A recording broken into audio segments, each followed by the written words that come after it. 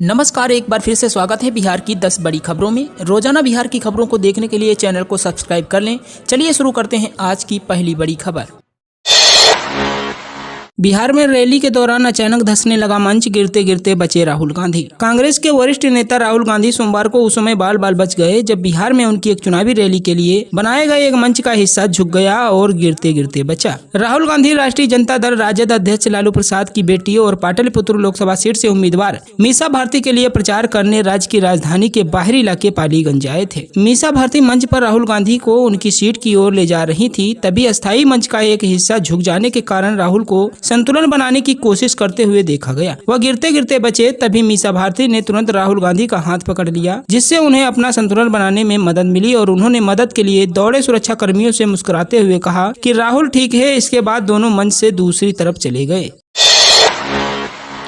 बिहार में रेमल का असर, इन शहरों की फ्लाइट रद्द, तेज हवा और बारिश का अलर्ट जारी। पश्चिम बंगाल और बांग्लादेश के समुद्री तट से टकराए चक्रवाती तूफान रेमेल का असर बिहार में भी देखने को मिल सकता है। मौसम विभाग ने इसके मद्देनजर अलर्ट जारी कर दिया है। बिहार के कई जिलों में इस चक्रवाती तूफान रेमेल का असर दिखेगा। मौसम विभाग के अनुसार कई इलाकों में तेज बारिश होगी और 130 से 140 प्रति घंटे की रफ्तार से हवा चलने की संभावना है। वहीं इस चक्रवाती तूफान का असर पटना में दिखने लगा है। ऐसे में एहतियातन कोलकाता से पटना और पटना से कोलकाता की फ्लाइट रद्द कर दी गई है। वहीं देवघर से पटना और पटना से देवघर की फ्लाइट को भी रद्द कर दिया गया है, जिससे कई यात्रियों को परेशानी हो रही है। मौसम विभाग के अनुसार रविवार देर रात चक्रवाती तूफान रेमेल पश्चिमी बंगाल के समुद्री तटों से टकराया, जिसके बाद तेज हवाओं के साथ बारिश शुरू हो गई है। बिहार में लोकसभा चुनाव का परिणाम ऐसा आने वाला है जिसकी किसी ने कल्पना तक नहीं की होगी। जी हां, बिहार में भाजपा का प्रयास है कि राष्ट्रीय जनतांत्रिक गठबंधन सभी 40 सीटों पर जीत हासिल करे। इसलिए पार्टी ने नारा दिया है, अब की बार 40 हमार, मोदी संगे हमार बिहार। बिहार में इस बार भाजपा ने कुछ सीटों पर सांसदों के टिकट काट कर नए लोगों को मौका दिया है, जिसका अच्छा प्रभाव देखने को मिल रहा है। हालांकि कुछ और सीटें ऐसी थी जहाँ यदि उम्मीदवार को बदला जाता तो स्थिति और अच्छी हो सकती थी। भाजपा के पास पूरा फीडबैक है, इसलिए पार्टी अलाकमान असंतोष व्यक्त कर रहे लोगों को मनाने में कोई कसर बाकी नहीं रखा है। केंद्रीय गृह मंत्री जिस तरह यहां लगातार रैलियां और जनसभाएं कर रहे हैं और राज्य में अपने हर दौरे के दौरान पार्टी के वरिष्ठ नेताओं के साथ बैठक कर वर्तमान चरण की तैयारियों की समीक्षा और आगे के चरण के लिए रोड मैप बना रहे हैं, उससे बिहार भाजपा एकदम चुस्त दुरुस्त नजर आ रही है। प्रधानमंत्री नरेंद्र मोदी का नाम आज भी बिहार में सबसे ज्यादा प्रभावी है। शिक्षा विभाग के इस नए आदेश से स्कूल कॉलेजों में मच गई खलबली। छात्र और शिक्षक बोले, कैसे होगा। जी पूरे बिहार में अगर इन दिनों किसी विभाग की चर्चा है तो वह एकमात्र शिक्षा विभाग। जब से शिक्षा विभाग बिहार सरकार के अपर मुख्य सचिव के पाठक की नियुक्ति हुई है, तब से किसी न किसी विषय को लेकर चर्चा बनी रहती है। कुछ दिन पहले गर्मी छुट्टी समाप्ति को लेकर प्रातःकालीन 6 बजे शिक्षकों को विद्यालय पहुँचने का निर्देश और 1:30 बजे जाने का आदेश जैसे विषयों को लेकर चर्चा होती रही थी। अब एक नए विषय को लेकर छात्र, शिक्षक एवं समाज में चर्चा शुरू हो गई है। फरवरी के प्रथम सप्ताह में इंटर की वार्षिक परीक्षा एवं दूसरे सप्ताह में मैट्रिक की वार्षिक परीक्षा आयोजित की गई। इसका परिणाम भी घोषित हो चुका है, परंतु इंटर में नामांकन नहीं होने के कारण कई माह बीत जाने के बावजूद सड़क पर बच्चे भटक रहे हैं।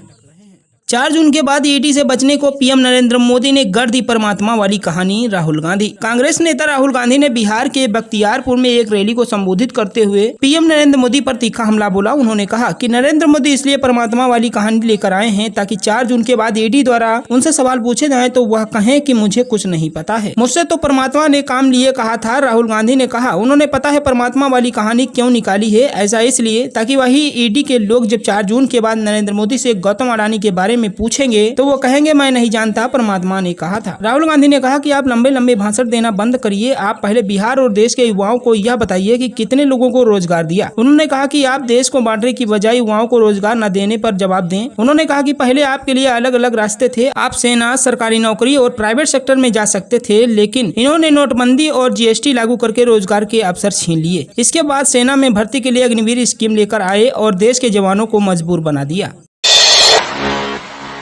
गया में प्रचंड गर्मी ने स्कूली बच्चों पर बरपाया कहर। एक के बाद एक दर्जन स्कूली बच्चे हुए अचेत। एक तरफ उमस भरी गर्मी से जनजीवन अस्त व्यस्त है तो दूसरी तरफ प्रतिदिन सुबह के सूर्योदय के तुरंत बाद से ही चिलचिलाती धूप और प्रचंड गर्मी कम उम्र के बच्चों के सेहत को खास प्रभावित कर रहा है, जिसका परिणाम लगातार देखने को मिलने लगा है। गया के बेलागंज में 2 दिन पूर्व भी मध्य विद्यालय पथरा में गर्मी के कारण प्रार्थना काल में ही 2 बच्चे बेहोश होकर गिर गए थे, जिसके बाद दूसरी घटना एक बार फिर सोमवार की सुबह बेलागंज प्रखंड मुख्यालय के नागालाल अग्रवाल मध्य विद्यालय में घटी, जहां एक के बाद दर्जन भर बच्चे क्लासरूम में पढ़ाई के दौरान मूर्छित होकर गिर पड़े। नीतीश ने अंतिम चरण से पहले कर दिया एक और वादा, बिहार में मच गई हलचल। जी हां दोस्तों, आपको बता दें, मुख्यमंत्री नीतीश कुमार ने कहा कि एनडीए सरकार ने बिहार में हर क्षेत्र में विकास कर तस्वीर बदल दी है और इस बार एनडीए लोकसभा की 400 सीट से ज्यादा सीटों पर जीत दर्ज कर देश के विकास को नई रफ्तार देगा। उन्होंने कहा कि हमारा संबंध भाजपा से पहले से है, बीच में कुछ गड़बड़ी हो गई थी, अब वह गड़बड़ी नहीं होगी, अब हम हमेशा साथ ही रहेंगे। उन्होंने कहा कि हमारी सरकार के कार्यकाल में 8 लाख लोगों को नौकरियां दी गई हैं, विधानसभा चुनाव के पहले और बहालियां होंगी। नेता प्रतिपक्ष के पत्र पर भड़के जदयू प्रवक्ता निखिल मंडल, कहा झूठ का पुलिंदा है खत, जाति जनगणना और नौकरी पर कितना झूठ बोलेंगे तेजस्वी जी। बिहार विधानसभा में नेता प्रतिपक्ष तेजस्वी यादव ने पीएम मोदी को पत्र लिखकर जाति जनगणना का श्रेय खुद लिया था। इसको लेकर जेडीयू ने तेजस्वी पर पलटवार किया है। जेडीयू प्रवक्ता निखिल मंडल ने तेजस्वी पर हमला बोलते हुए कहा कि ट्विटर पर तेजस्वी यादव ने पीएम मोदी को एक चिट्ठी लिखी है जिसमें केवल झूठ है। 4 तारीख को परिवारवाद पॉलिटिक्स का अंत हो जाएगा, राहुल गांधी पर संजय झा का बड़ा बयान। लोकसभा चुनाव के दौरान सोमवार 27 मई को राहुल गांधी के बिहार आने पर संजय झा ने कहा कि यह दूसरी बार बिहार आ रहा है। 4 तारीख को रिजल्ट आएगा, परिवारवाद के पॉलिटिक्स का अंत है। जातिगत जनगणना को लेकर शकील अहमद के उठाए गए सवाल पर संजय झा ने कहा कि मुंबई में मीटिंग हुई, वहाँ पर नीतीश कुमार बोलते रहे ममता बनर्जी को कांग्रेस के लोगों को की एजेंडे तय कर रहे हैं, उसे एजेंडा पर पूरे देश में जाया जाए, जनगणना करेंगे। इन लोगों ने मना कर दिया, आज इसकी चर्चा कर रहे हैं। ये तो थे भी नहीं। उस मीटिंग में हम लोगों ने भी कहा, सारे लोगों ने, राष्ट्रीय अध्यक्ष ललन सिंह थे, उन्होंने भी कहा था कि सब लोगों ने इस बात को रखा था, लेकिन उसका पूरा विरोध कांग्रेस ने किया था। तेजस्वी नहीं, बिहार के युवाओं को पीएम मोदी ने जेल भेजने की दी धमकी। मुकेश सहनी ने प्रधानमंत्री पर बोला हमला, कहा जनता में भ्रम फैला रहे। लोकसभा चुनाव के 7वें चरण के मतदान के लिए सभी पार्टी जुट गई हैं। एनडीए और महागठबंधन के नेताओं की ओर से ताबड़तोड़ रैलियां की जा रही हैं। आखिरी चरण के मतदान के लिए सभी पार्टियों में जोश दिख रहा है। एक ओर जहां राहुल गांधी चुनाव प्रचार के लिए आज बिहार आ रहे हैं, तो वहीं दूसरी ओर एमपी के मुख्यमंत्री मोहन यादव भी एनडीए प्रत्याशी के लिए वोट मांगने बिहार आ रहे हैं, जिसको लेकर वीआईपी सुप्रीमो मुकेश सहनी ने कहा कि आए लोग, लेकिन मेरा कहा है कि ये लोग भी चुनाव के समय बिहार न आए, चुनाव के बाद भी बिहार आए, केवल बिहारियों को बेवकूफ बनाने के लिए नहीं आइए। चुनाव प्रचार के दौरान सीएम नीतीश के हेलीकॉप्टर का ईंधन खत्म, सड़क के रास्ते वापस लौटे। बिहार के मुख्यमंत्री और जनता दल यूनाइटेड के राष्ट्रीय अध्यक्ष नीतीश कुमार के लिए रविवार को उस समय मुश्किल खड़ी हो गई जब चुनाव प्रचार के दौरान उनके हेलीकॉप्टर में ईंधन खत्म हो गया। एक करीबी सहयोगी ने यह जानकारी दी। पार्टी सूत्रों के अनुसार मुख्यमंत्री पार्टी के वरिष्ठ नेता और जेडीयू के राज्यसभा सांसद संजय कुमार झा के साथ पटना शहर के बाहरी इलाके मसौड़ी में एक चुनावी बैठक के लिए गए थे। बताया जाता है कि कार्यक्रम समाप्त होने के बाद जब ये लौटने लगे तो पायलट ने उन्हें बताया कि हेलीकॉप्टर में ईंधन खत्म हो गया है, इसलिए वह उड़ान नहीं भर सकता। मुख्यमंत्री और उनकी पार्टी के सांसद और उनके दल के सदस्य सड़क मार्ग से मसौड़ी से उस जगह के लिए रवाना हुए जहां उनका दूसरा चुनावी कार्यक्रम था। मुख्यमंत्री रविवार को मसौड़ी में राजग प्रत्याशी रामकृपाल यादव के पक्ष में एक जनसभा को संबोधित करने गए थे।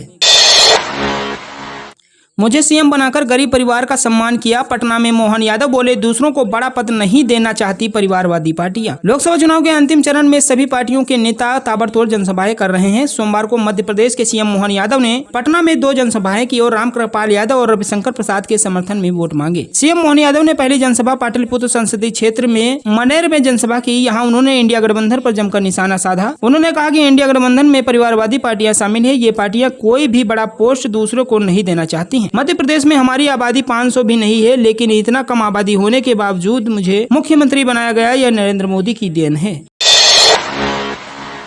हमारी इच्छा है कि नरेंद्र मोदी फिर से मुख्यमंत्री बने। पटना में नीतीश कुमार की फिसली जुबान, फिर कहा प्रधानमंत्री तो है ही, आगे भी रहेंगे। पटना में एक जनसभा के दौरान मुख्यमंत्री नीतीश कुमार की जुबान एक बार फिर फिसल गई। सभा को संबोधित करते हुए सीएम नीतीश कुमार ने प्रधानमंत्री नरेंद्र मोदी को मुख्यमंत्री बता दिया। हालांकि मंच पर मौजूद लोगों ने उन्हें टोका तो सीएम ने अपनी गलती सुधारी और कहा कि नरेंद्र मोदी तो प्रधानमंत्री है ही। ये सुनते ही वहाँ मौजूद लोग ठहाके लगाने लगे। दरअसल रविवार को सीएम नीतीश दनियावा में पटना साहिब से बीजेपी प्रत्याशी रविशंकर प्रसाद के लिए चुनाव प्रचार करने पहुंचे थे। सभा को संबोधित करते हुए उन्होंने कहा कि हम चाहते हैं कि बिहार की सभी 40 सीटों और देश भर में 400 से ज्यादा सीट जीते और नरेंद्र मोदी फिर से मुख्यमंत्री बने, ताकि देश का विकास हो, बिहार का विकास हो। इतना सुनते ही बगल में मौजूद नेताओं ने नीतीश कुमार को टोकते हुए कहा कि मुख्यमंत्री नहीं, प्रधानमंत्री। इस बात पर उन्होंने कहा कि नरेंद्र मोदी जी प्रधानमंत्री तो है ही और आगे भी रहेंगे।